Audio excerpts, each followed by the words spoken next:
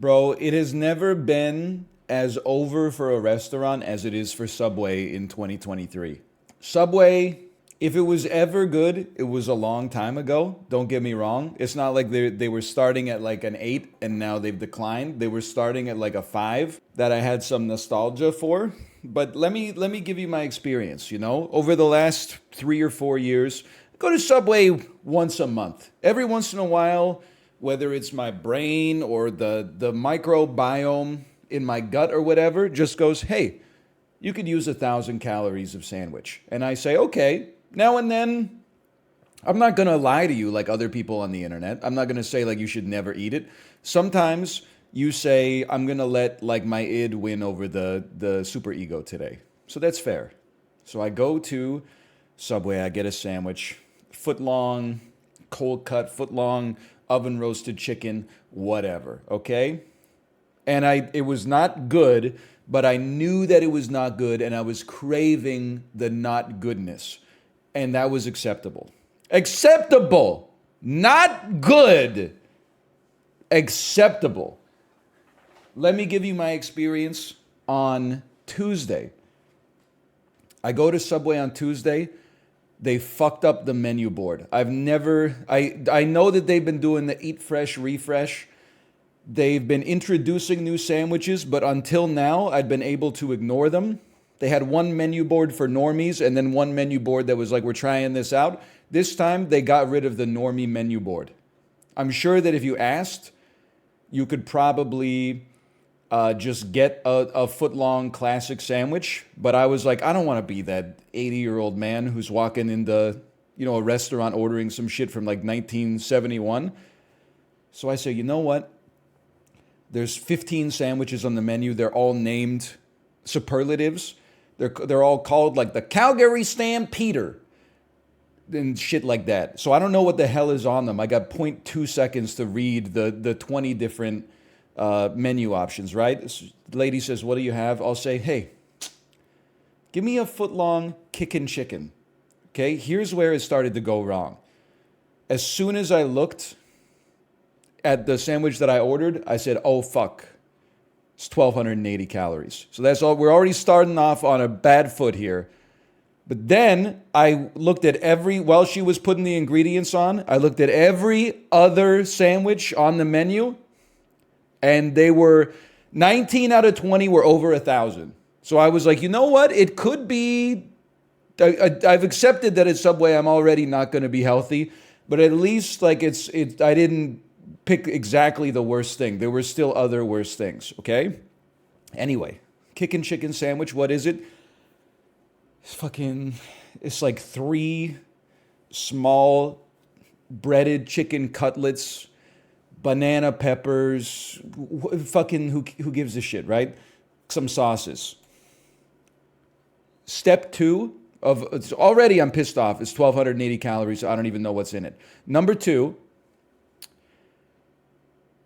I tipped, and you can call me a sucker for that, but the lady fucking was with my sandwich from conception to birth, okay? So I tipped 15%. I resented being asked, but in my head I said, why should she not get a tip? She does more than like the average barista does, okay? So maybe I'm a sucker. With a 15% tip, the sandwich came to $18 Canadian. Even with the USD to CAD conversion, that's like $15.50 or something like that. It's crazy. It's almost a $20 lunch at Subway now. So I said, that's insane.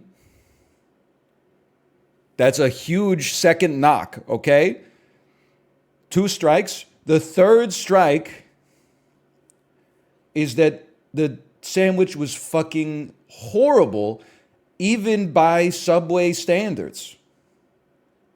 Like, it's never amazing. You never eat a sandwich at Subway and you're like, oh, I've never experienced like taste nirvana like this. But this was like a brand new level of badness. Like, it's breaded chicken, but then they just heat up the chicken in the microwave so the breading doesn't get crispy. It gets all like gummy. And then like 80% of the chicken cutlet is just flour. And then there's like a little bit of chicken inside. It's like when you go to a Canadian Chinese food restaurant, you get the chicken balls and it's like a big Timbit with like one little small nugget of chicken in the middle. So like let's just go over this. Yes, I ate the whole thing. It's 1,280 calories. It cost me $18. It's probably 15.50 without tip. Still very expensive, and it doesn't taste good. Remind me again why anyone would go to this fucking restaurant. As the only person that was left on planet Earth defending Subway, what's the value proposition for going there? It's bad for you, it's too expensive, and it tastes like shit. Like at least you could go get something that tastes good and is bad for you, or you could get something expensive that tastes good, or you could get something cheap that is healthy. You know, like it's bad in all three directions, on all three axes. It's crazy. I think you just got to give up on it. I think the restaurant is just cooked, man.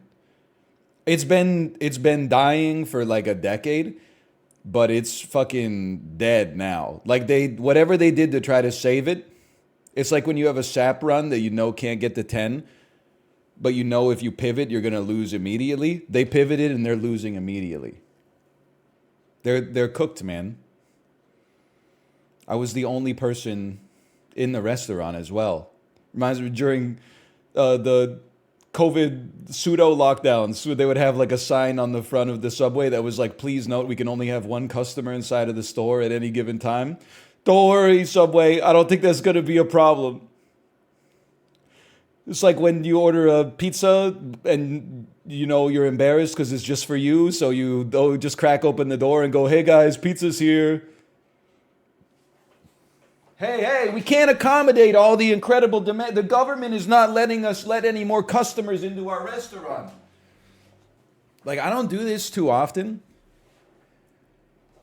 As far as I'm concerned, it's a 2-star review, which is the worst review. Because a 1-star review we just throw in the trash. It just means you're upset.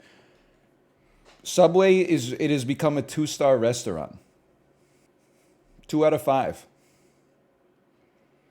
Too expensive, tastes bad, not good for you. What's the point?